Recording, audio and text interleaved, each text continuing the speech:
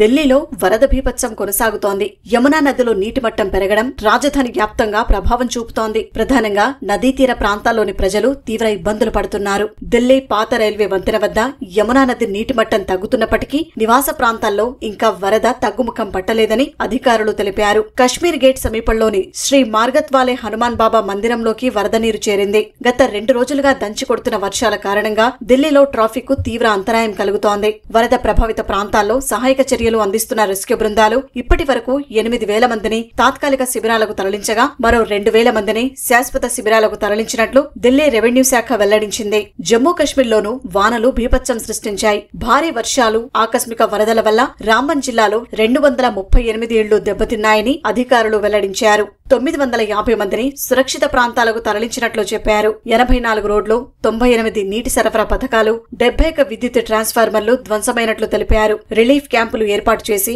బాధితులకు వసతి, ఆహారం, వైద్యం అందిస్తున్నట్లు పేర్కొన్నారు. అటు పుల్వామాలోని జైనపుర గ్రామంలో వరద బాధితులకు సైన్యం ఆహార ప్యాకెట్లు పంచింది.